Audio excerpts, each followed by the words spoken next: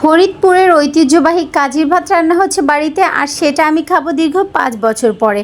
আর এটা রান্নার প্রসেসিং হচ্ছে ভাতের চালকে পচিয়ে তারপরে রান্না করা। বিষয়টা কি খুব অকওয়ার্ড লাগছে, তাই তো? একদম হচ্ছে চিন্তার বিষয় না, কারণ আপনি এটা কখনো ট্রাই করেননি। আপনি যদি এটাকে একবার ট্রাই করেন তাহলে আপনি এটার ফ্যান হয়ে যাবেন। এটা খেতে এত বেশি সুস্বাদু।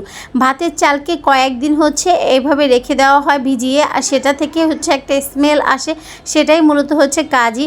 আর এখানে হচ্ছে করা হয় বিভিন্ন ধরনের ভর্তা, আর এই ভর্তাগুলো দিয়ে এই কাজির ভাত খেতে যে এত বেশি সুস্বাদু হয়, আর সাথে যদি থাকে ইলিশ মাছ বা পুঁটি মাছ ভাজা, তাহলে তো কোনো কথাই নেই। ফরিদপুরের বিখ্যাত সেই খাবার এখন কিন্তু জনমুখে মুখে প্রচলিত হয়ে যাবে, কারণ আমি জানি এটা দেখে আপনাদেরও লোভ লাগতে বাধ্য হবেন।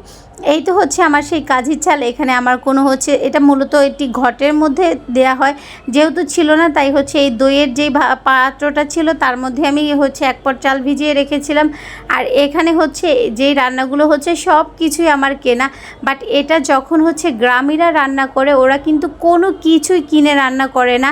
ওদের এই যে আমি কচু শাক রান্না করছি, শাক থেকে শুরু করে ভর্তার প্রতিটা আইটেম কিন্তু ওদের হচ্ছে বাড়ির আঙিনাতেই থাকে, জাস্ট তুলে এনে রান্না করে বা ভর্তা করলেই হয়ে যায়। বাট এখানে কিন্তু সব কিছু কেনাই ছিল।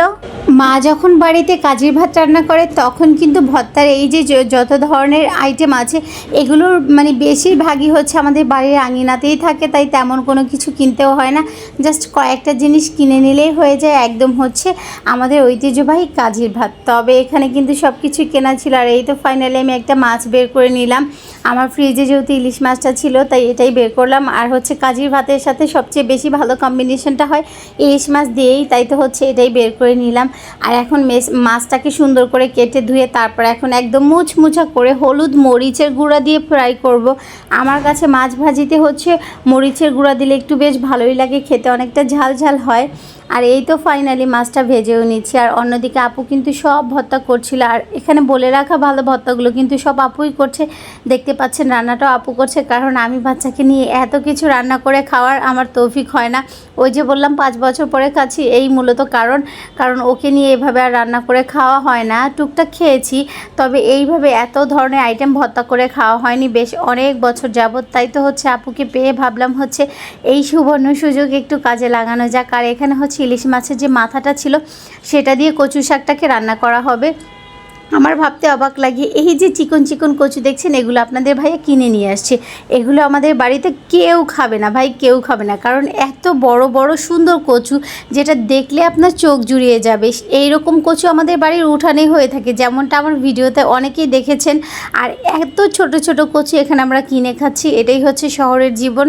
আর এই তো ফাইনালি সব ভর্তা বেটে দিচ্ছিল। আসলে শিলের পাটার যে ভর্তা, এটা কিন্তু অন্য রকম একটা স্বাদই হয়, কারণ হচ্ছে আপনি ব্লেন্ডারে বা অন্য কোনোভাবে প্রসেসিংয়ে ভর্তা করলেও সেটা কিন্তু বাটনাতেও যদি করেন তেমন মজা হয় না, শিল পাটায় বাটলে যতটা মজা হয়। আর এই তো ফাইনালি আমাদের সকল ধরনের ভর্তা, এখানে কিন্তু না হলেও 10 ধরনের ভর্তা ছিল, সাথে ছিল হচ্ছে ইলিশ মাছ ফ্রাই আর আমাদের ঐতিহ্যবাহী কাজির ভাত। আর ফাইনালি আমি খেতে বসে পড়েছি, কারণ এত কিছু সামনে রেখে ভিডিও করা তো আর সম্ভবই না, তাই ফোনটা অন্যের আমি তো এবার খাবার খেতে বসে পড়বো। আর যখন চারিদিকে আমি হচ্ছে এই ভর্তাগুলো সাজাচ্ছিলাম তখন আমার মনে হচ্ছিল যেন আগের দিন ফিরে পেয়েছি। এইভাবেই মা বিভিন্ন ধরনের ভর্তা করতো আর কাজির ভাত রান্না করতো, প্রায় মাসে কয়েকবার খাওয়া হতো। আর এখন তো বছরে চাইলেও একবার খেতে পারি না।